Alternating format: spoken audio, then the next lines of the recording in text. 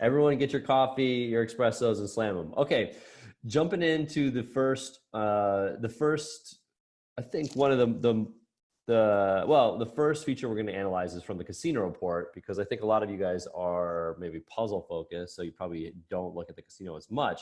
But this feature, what we're going to analyze is actually a sort of live ops calendar. So like a set of sales paired with a Slotto quest, a quest event.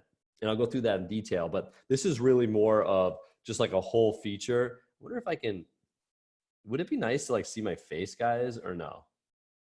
So I'm going to skip the revenue analysis, or I'm going to go pretty quickly through it, but basically there was a revenue bump of 25% week over week, while downloads were down. You can kind of see this big spike in the beginning here.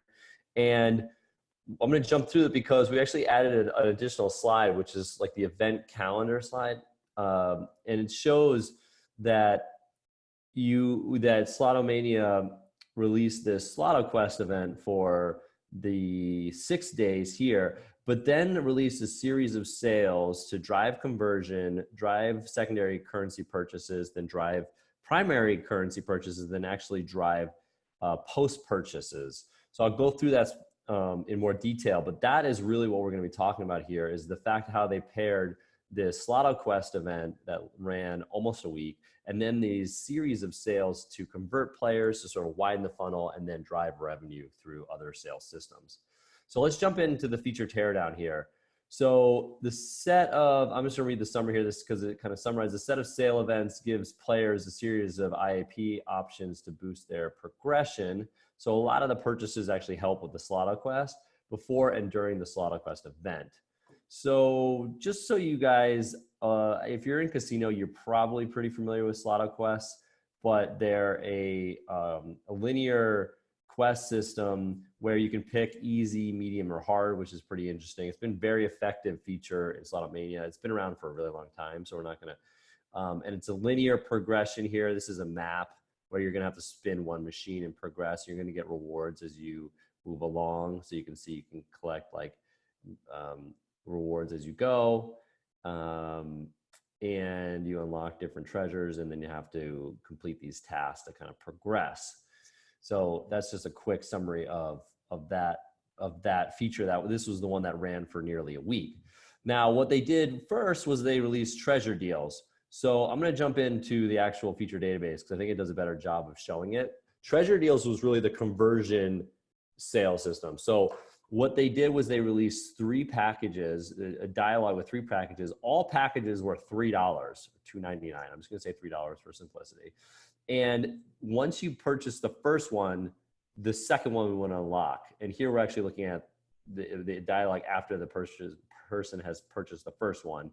But then they would have to purchase the second one to unlock the third one. Kind of interestingly about it, a little detail here, they actually didn't show you what the deal was once you unlocked it. We talk about that in the expert insights. I'll just talk about it. But you can see here that it was clearly a conversion tactic because it only costs $3, and they're trying to get you to make multiple conversions here. So they're driving conversion, but so they're either reigniting lapsed payers, converting new payers, or getting current payers to transact.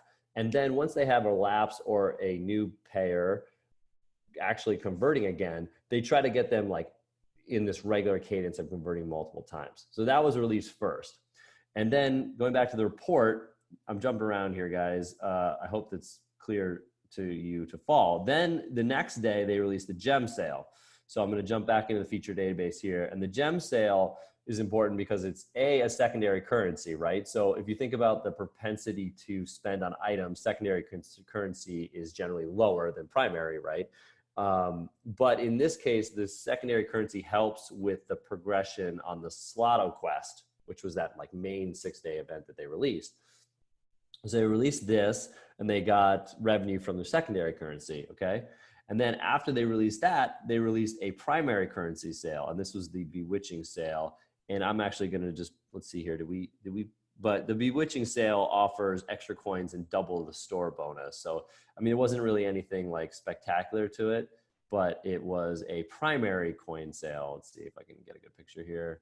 Not really anything profound, but it's a primary currency sale. Um, so that's obviously like a main revenue driver.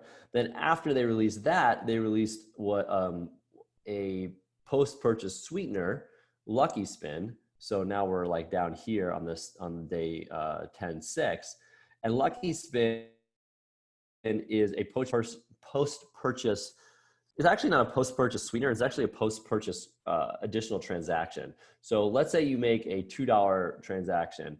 Once you've made that in Slotomania, you're actually going to get a second $2 transaction or offer, and you can purchase it.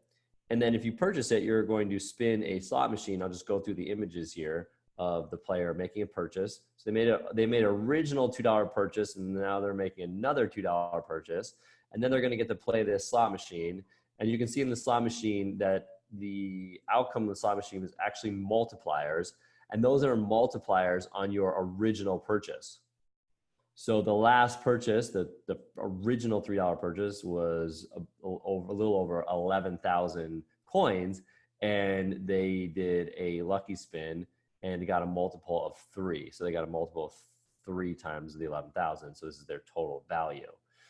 So, and then Slotomania does an excellent job of like making you feel like you got a lot of value after a purchase. They tell you the coin amount, your gift card, your boosts, and your status points. Just do a really nice job of kind of letting players feel like they're getting a lot of value. So going back to this is like just going back to this. I just explained that the treasure deal, again, the conversion, gem sale, secondary conversion packages, Bewitch sale, primary, and then Lucky Spin is a post-purchase multi-transaction sale system. So clearly a very, so does anyone have any questions on that before I jump into the expert insight? Because there's kind of a lot there, but I think it's pretty straightforward. No one? Okay. I will take silence as complete agreement, applause, humor, and there you go. I hear something. Anyone. All right. So jumping into product insight. So, I mean, the first thing, just a tiny little like nice way to drive people to the buy page. So they're getting the beginning of the event system, they're really trying to widen the funnel. So the first thing they do was to push players to the buy page. They boosted the bonus. So in the Bewitch sales bonus, for example, they boosted the free value that they had on the buy page. So most games at this point now have that free retention bonus on the buy page. They 2x'd it when they launched the third of the 4 sales.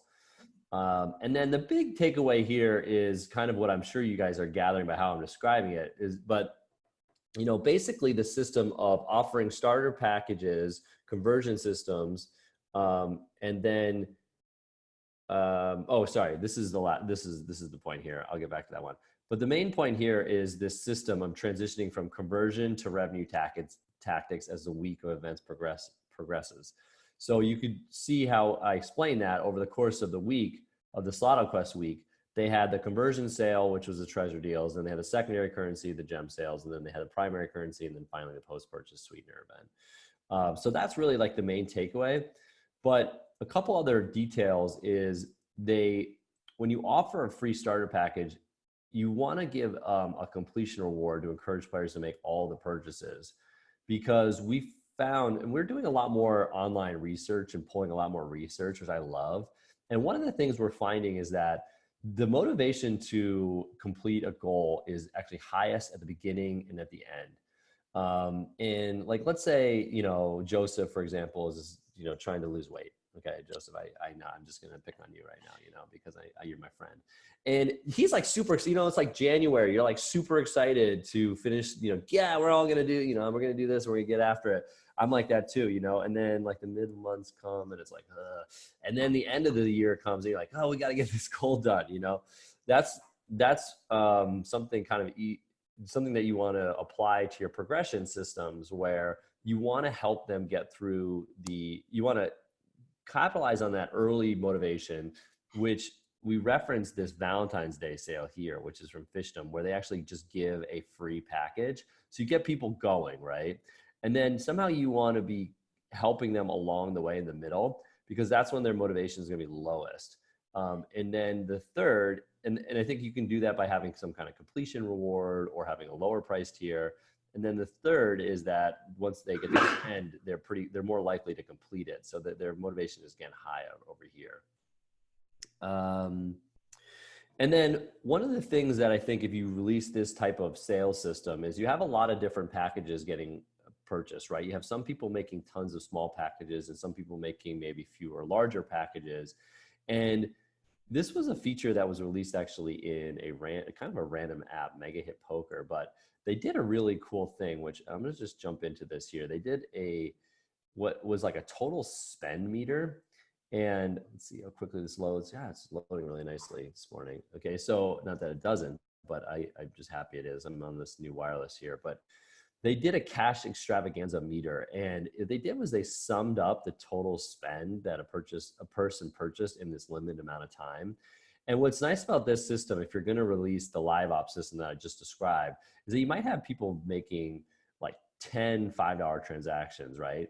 And if you did just a stamp card meter, then they would finish the stamp card. But if you had someone making $500 packages purchases, or okay, 100, then they might be frustrated that they don't complete a stamp card, and that might drive down revenue per transaction. So this cashback extravaganza system is really nice in that it sums just the total spend. Now, the downside of this, and I can hear PM saying this, is that you don't want to let players know how much they spent. This is for only a certain amount of time, so I think it's okay. And I think some players are fairly aware that they spend a certain amount of money. So I would be less afraid of that, but this is a nice design for, again, to pair with this week-long system where you're going to have people spending theoretically a lot of different types of transactions over a short amount of time. So, and I think the last kind of higher beta, higher meta takeaway from this is, get creative with building analytics of impact of sort of week-long event calendars, and be a little bit more comfortable with less confident analytics. And I, as a PM from Zynga, kind of cringe when I say that, but I mean, at this point, like every game company is like pretty solid, if not like perfectly solid at A/B testing, analytics, right? Like, I mean, that stuff is pretty much like standard protocol at this point. And so you have to figure out ways that you're going to get beyond the competition, and you've got to be okay with taking on a little bit of risk. And risk is a good thing when it's got a high upside. And I think figuring out more impactful week-long event calendars is a good upside to be figuring out other ways. Like if you did surveys, or if you had, if you're comparing weeks to different weeks, like having data that might not be perfect and making decisions on that, I think is something that you need to start being more comfortable with as we get into this like next tier where everyone's just got like standard A/B testing data. So you can't get really an edge from that. Yeah, so that was a super awesome write-up, I thought, and I want to go over that in detail for everyone because I think it's applicable to all different genres. Any questions on that before I go into other stuff? I managed to spend like 15 minutes on that, but I was super jonesed about this, guys. Anything? Hey, Brett, a question about cashback. How this feature is working in slot?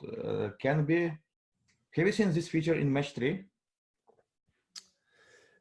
I don't know, Corrine, that's probably a better question for Corrine. I haven't. This cashback, I mean, this is actually pretty unique. That's why we pulled it from this random, pretty random casino app. I would generally say as a like trend, we see a lot more aggressive revenue, which we call purchase events in casino than we do in puzzle. So my guess would be no, but I don't know. Corrine, are you on the line here, and do you want to? Is she here? No. Okay. Well, then actually, if to look on this as customer, I like this screen. So I would like to see how I spend money in any game and what reward I get as customer. Yeah, it's definitely a really nice dialogue flow, and then you have the nice multiplier here. And the other thing is you could actually cash in at any point. You can see here like collect later, cash in now. So you could actually get your cash back whenever you wanted, which was a nice little addition to it, right? Because if you say cashback, even kids know what means cashback today. So it's good like idea to have cashback in casual games. Well, as long as those kids are over 18, of course, Peter. But yes. All right. Anyone else have any other comments on this? Veronica, I know you're thinking about something over there. This is like right up your alley to ask a really tough question. I'm just kidding. Yeah, I'm still debating whether or not I like it or I'm terrified of it, for the reason that you mentioned, just exposing how much people are spending. And yeah, I feel like it could go either way, and it probably heavily depends on the audience and what the audience is used to. I feel like in certain genres, it's probably not going to work as effectively as it would in others. So yeah, I'm on the fence. I'm not 100% convinced yet either way of whether or not this is a good idea. Yeah. Is it just the one game that you've been doing it? The one game that we found it in? Yeah, we haven't seen too many examples of this. Yeah, no, we haven't. That was Peter. Have you seen any other examples of it? I thought Corrine was going to join the call. She'd probably be a better person to answer this. I believe I have. I mean, I thought about this, designing something similar to this. I actually designed something similar to this back in the day. Sorry, like back when I was in Singa, which was 50 years ago in gaming years. Now it was like back down 2012. Joseph, I'm glad you like that. I can see your face. I appreciate that, man. I appreciate that. Yeah. That's from Jocko, when he's like back in the day when he was in the teams. That was like my back in the day stories. But I haven't seen a ton of it. I know I designed something like that. So this is a good segue to something that I feel like is super important. Oh, look, Talia showed her face. There you go. I like it, and a smile. So this is super important. I think that one thing I talk about with innovation is that if you're going to have an innovative company, you have to somehow try to release features where half of the team is like, this is a terrible idea, right? Because we know now that innovation is typically contrarian. Right. So if you do have half a team being like, this is a terrible idea, and the other half of the team like, yeah, this would work. Or some people like, this could really work. That you have to figure out a way that you create an environment where you can test those ideas, because the ideas that everyone agrees with, are very unlikely to be super innovative. Right. I mean, does anyone disagree with this? I don't know if I need to go over that. So does that mean if you have idea and everybody say that it's a cool idea, we should keep this idea? Yeah, but I think the way that they made it only a time limited, it would control the impact, and you wouldn't have, the other way you could do it is you could only go to 100 and then reward them a certain amount, so they wouldn't really know that they were spending $1,000 in a week. That's another way of doing it. But I think at this point, players kind of understand it. They've been probably doing it for a long time. So anyways, I'm really excited about that one.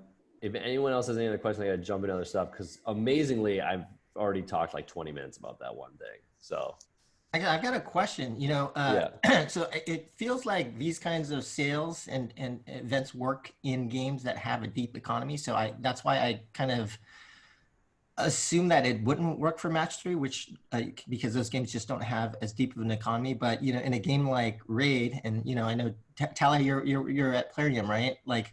I don't see any of these kinds of sales or events in Raid, and I kind of see more the old school summer style. You got 50 sales, and then every time I log in, I get 50 pop-ups. But I'm my intuition is that something more along these lines instead of the 50 pop-ups would be more would be more effective. But if you guys tested that, is that actually effective, having the 50 pop-ups? As I've said before, I look outside of Plarium. I don't look within Plarium, so I don't know. I don't work within the consumer insights team. So. Yeah. That's a good question. Anyone else want to jump in and try to answer that? By the way, about previous slide about cashback, do you know why they have $1,000 like benchmark? I'll give you some insight. So while I worked on the same company you, Brett, worked many years ago, like with a nice dog, company with nice dog. One huge executive told us very simple question: guys, you have 1 week to give me answer how user can spend $1,000 in my game. That's why everybody wants to have $1,000 like as benchmark. It's impossible in match 3 because max is $99, but still it's like big dream to have $1,000.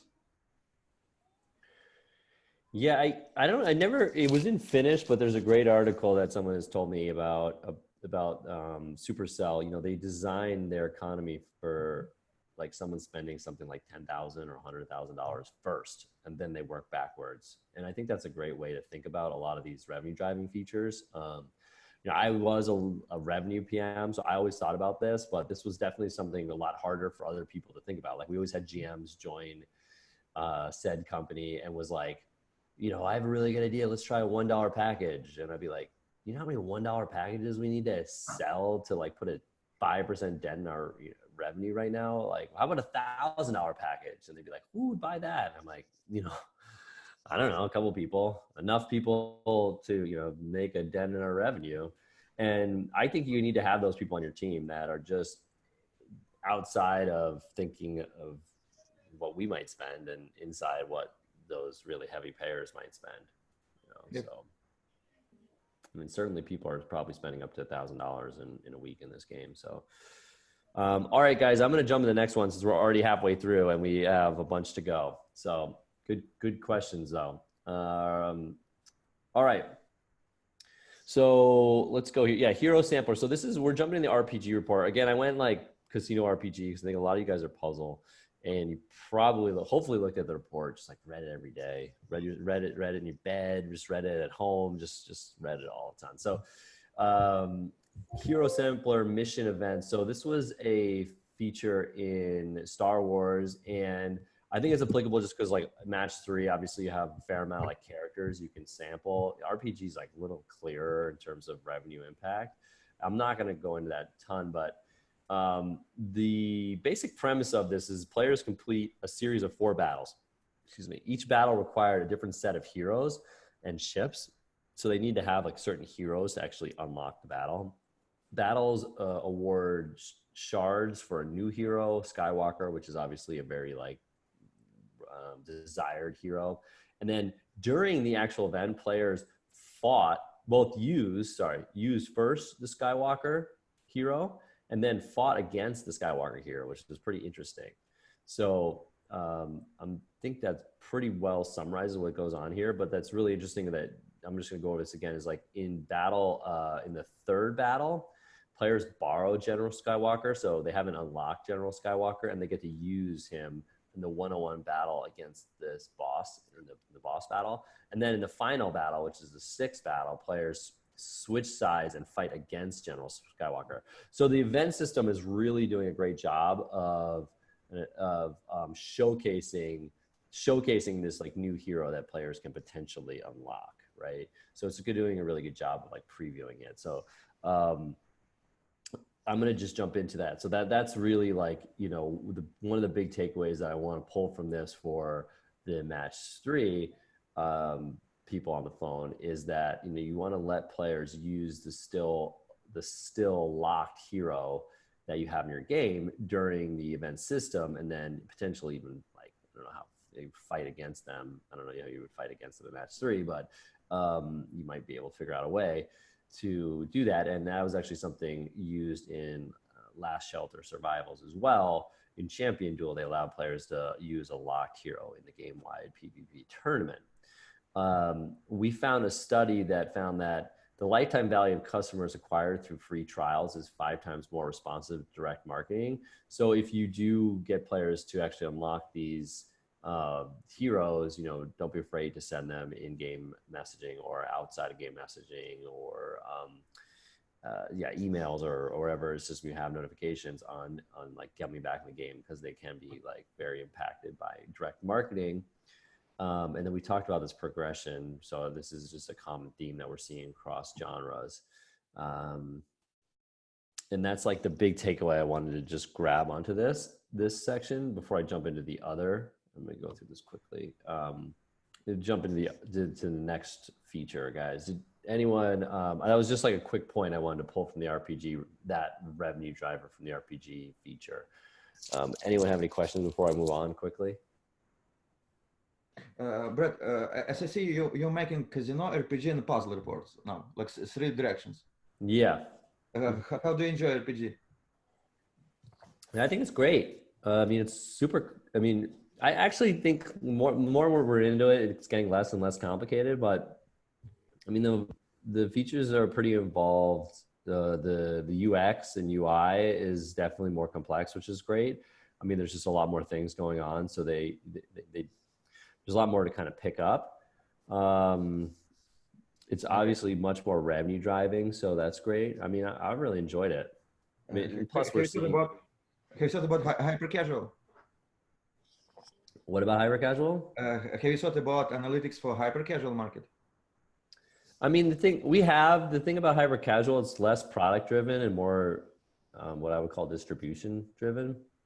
So I think there's maybe a little less insights for us, but I could be wrong about that. I think the next report that we were thinking about doing was either a casual, like a sim / cooking / story, or potentially just a miscellaneous, right? So there's a lot of things like Coin Master and Merge Dragons and just like these random apps that do well. And we're thinking about doing like maybe like a miscellaneous report where we just kind of cover a bunch of random different apps.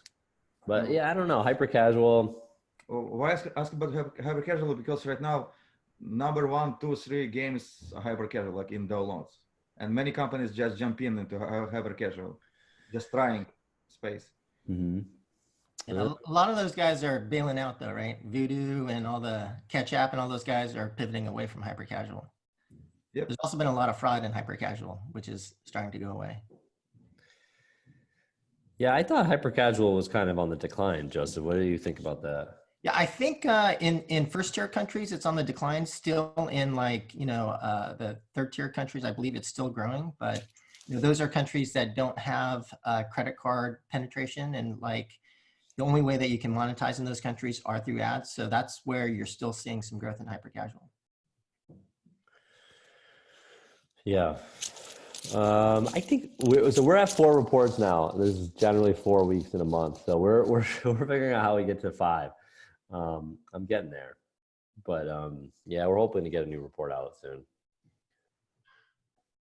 All right, guys. I'm going to jump into the next one, and I'm just pulling. So this was again from RPG, and this was an interesting pair of a event system with a world finals, which is like more like esports. And the reason I bring this into this conversation, so just quickly here, is that during the event, which was like everyone could engage in, players actually got points in the event for watching and predicting the outcome in world finals. I mean, if you're in RPG or play RPG games, this is probably like something you've definitely seen before. But if you're not, it's something that isn't that prevalent, obviously, in match 3. And I've never seen anything like that in casino. And so that's the main thing I want to just highlight here. This is image 3 here. Well, image 2 is sort of the points you get for in-game stuff. And just to give you an idea, it'd be like 1 point, 5 points, 20 points.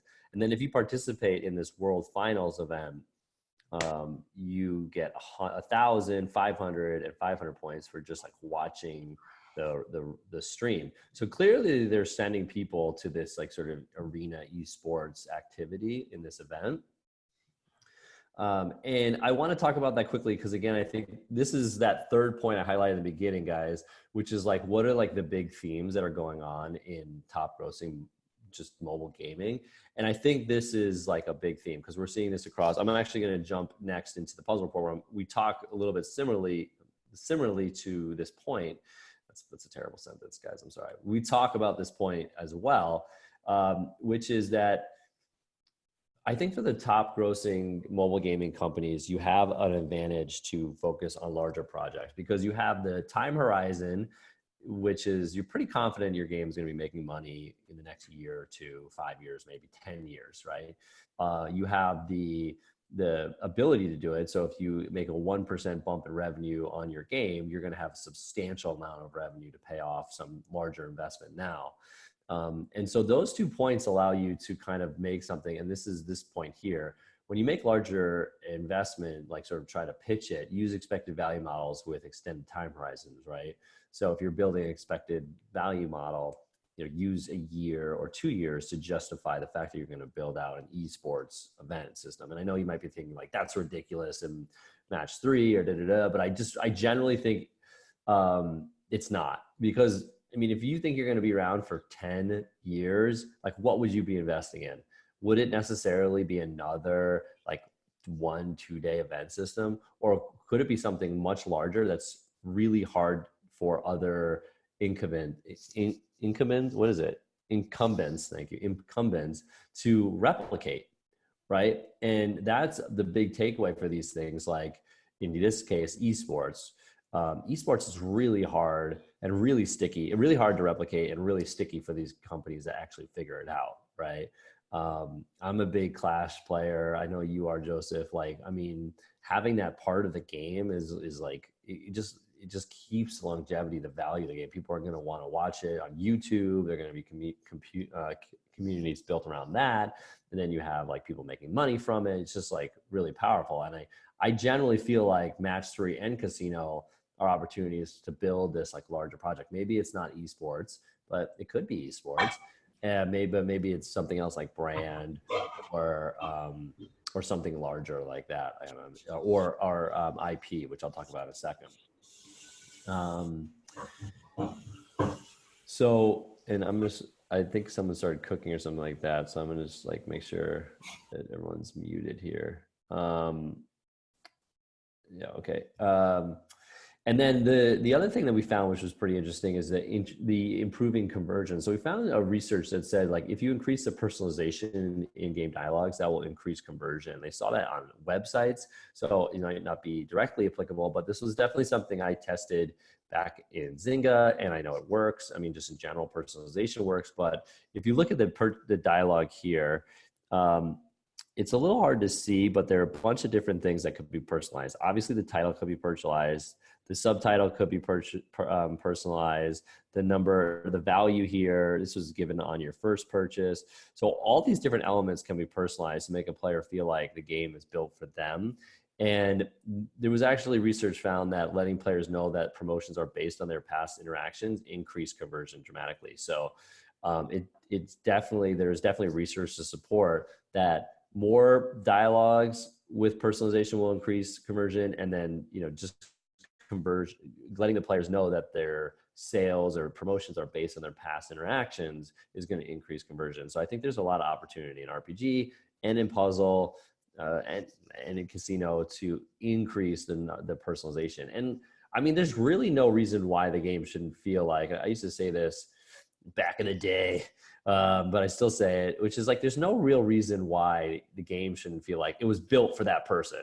Like gaming companies have the technology to say like, hi, Brett, how are you? How was your day? Like, how was Thanksgiving?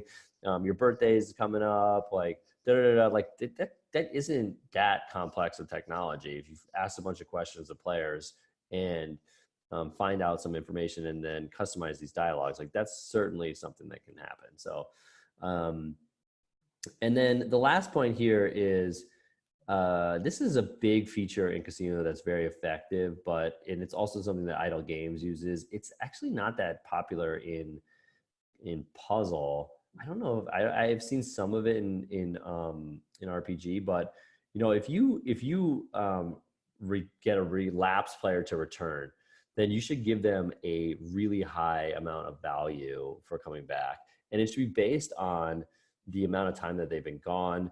I think you probably want to do some cap on that so that you're not incentivizing them to actually lapse. So the curve would be like a increase kind of dramatically in the beginning and then level off as they lapse, right?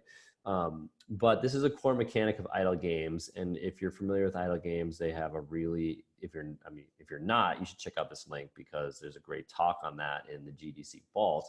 But the idle game main system is that if you're gone, the retention bonus is just going to increase in value.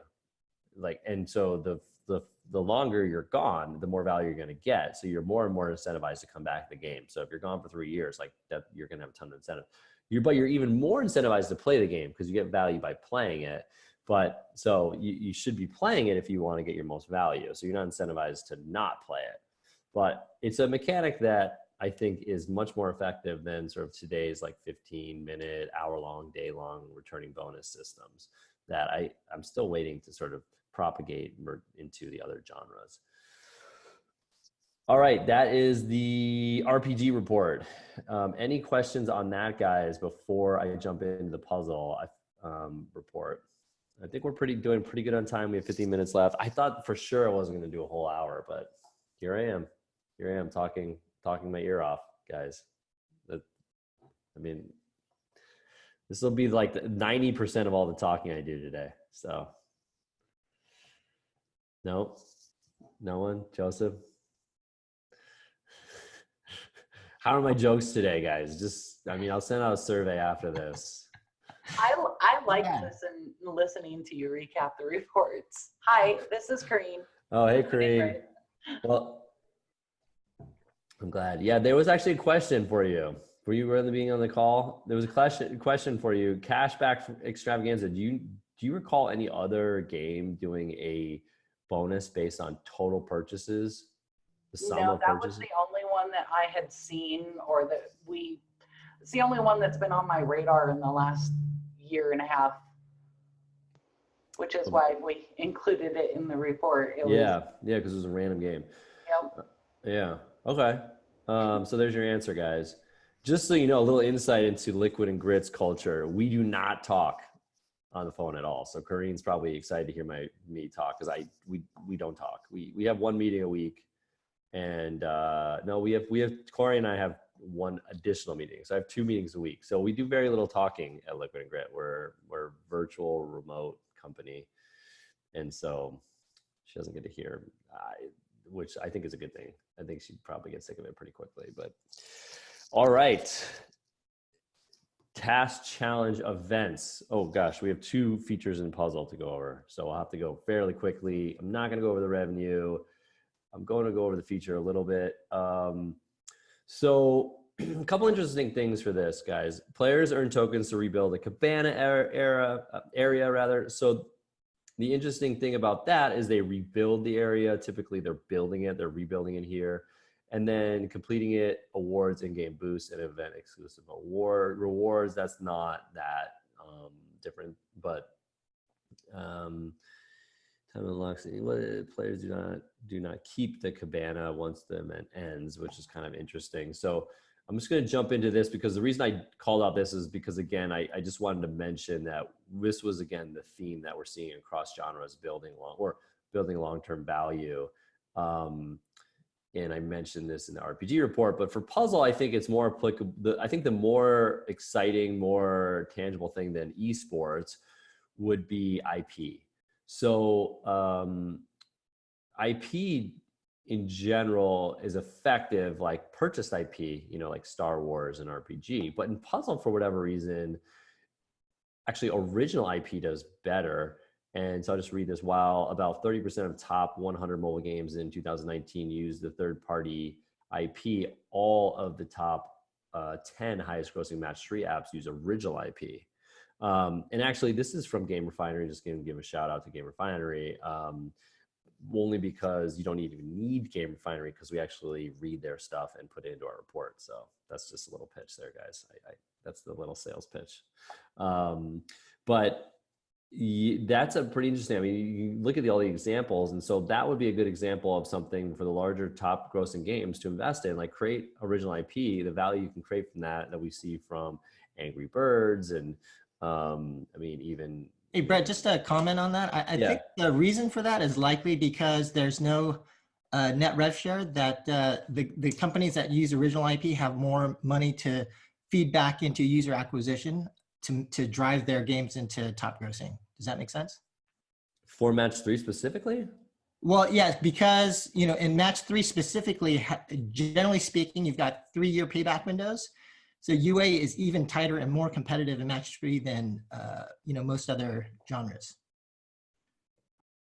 Okay, so you think it's because the UA is tighter, the margins are tighter, you don't have the ability to buy IP. But there has been IP added to match 3 and those apps haven't done well. And you think it's because they haven't been able to effectively buy UA? Well, I think when you're talking about the top grossing, because you have to share margin with the IP holder, that you don't have as big of a war chest to spend against IP. And because the payback windows are so long, and UA is so tight, that any extra margin will help you kind of go up the ranks. So, I mean, I guess what you're saying though is that match 3 UA, our margins are tighter than RPG and casino. Is that what you're saying? Because I don't know. The most competitive, I would say, you know, because again, it's got the longest payback periods of any genre. Okay. Including slot. Well, maybe that's true. I think in general, I think, yeah, the margins just on purchase IP in general have gotten a lot smaller, right? As people kind of figured out.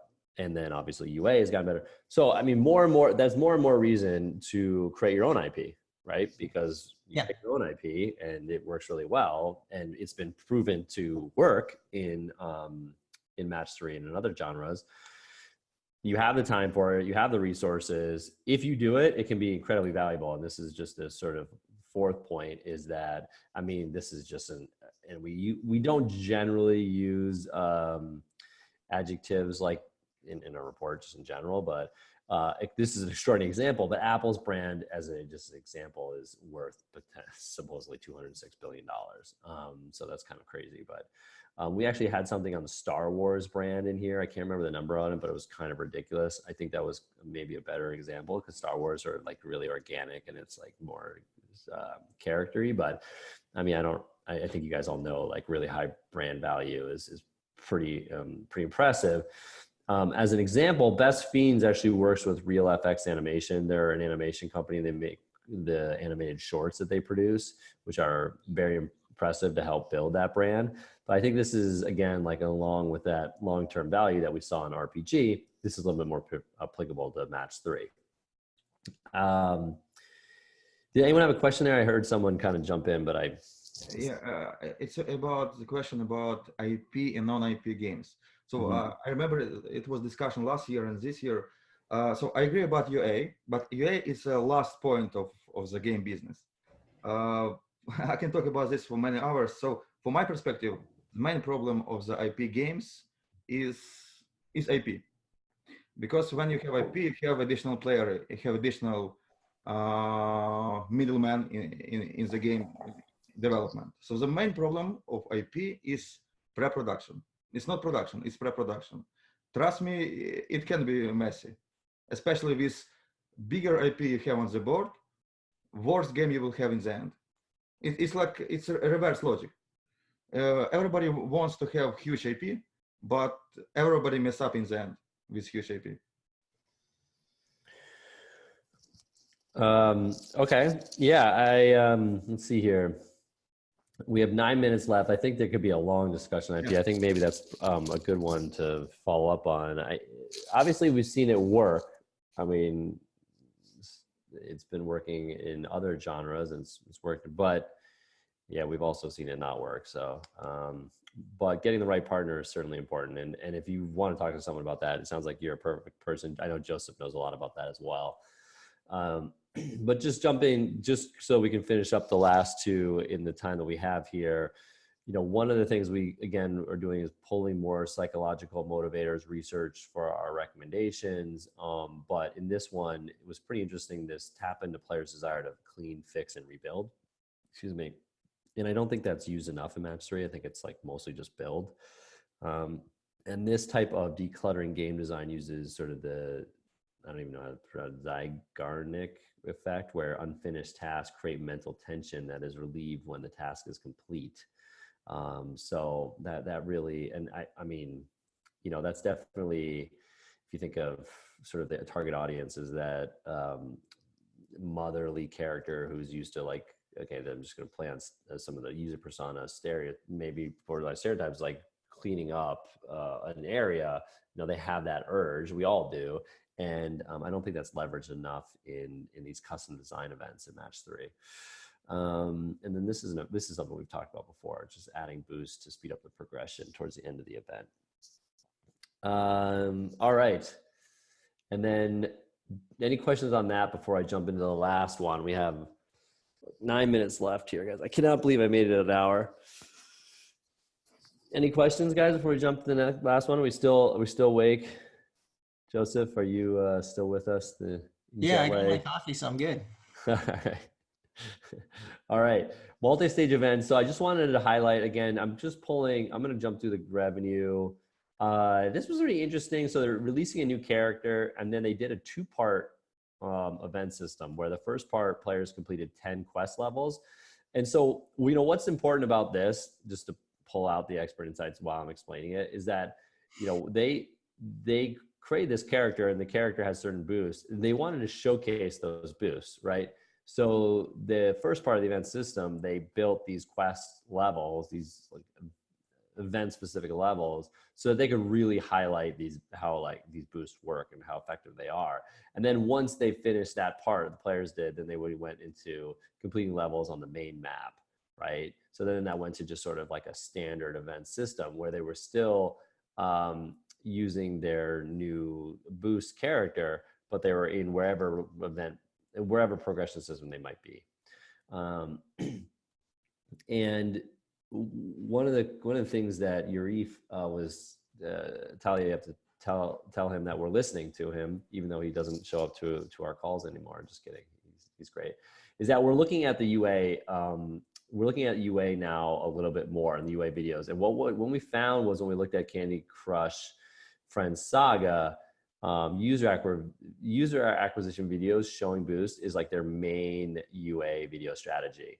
So we actually downloaded this from shout out Sensor Tower, a premium partner of ours, and added it to the feature database, but it comes from Sensor Tower. But it showcases this Rachel the Raccoon boost. And if you look at all, the volume. If you look at all of their UA videos, like they're always showcasing the boost system. It's a very effective way for them to drive installs to their game or reactivation to their game through UA. So that's just a call out to help out the UA marketing team and pairing that with the upcoming boosts. And then I think this is just a call out. We've been doing Match 3 for like 2 years now. And King does a really good job at we use another adjective here, but I guess excels. Okay, I think that's a verb here, but it's more of a descriptive verb than we usually use. But they excel at platform partnerships, and they've done a bunch of different events. So Snapchat, Facebook, this is Apple, to get leverage downloads. In this case, they received 21,000 iOS US downloads from Apple's featuring in the apps category, updated and upgraded game and essential game picks category. So, I mean, I think this is just a trend of product managers or product people. It's like we get our heads down and all we want to think product. I've definitely done that. And but don't forget those other channels like partnerships. And I know King hired actually a Zynga guy to handle their partnerships now. I think he's at Play Studios now, just to work on partnerships. So it's definitely a source that you want to leverage. Any outside product value you can create is super valuable. And then, as I mentioned, you want to release event levels designed to activate the new boost. Peter, this is a call out for you. If you look at this first event level in the Rachel's Quest, it really makes it easy to trigger Rachel the Raccoon's boost, which is like here. Basically, after a couple steps, you're going to trigger the boost. And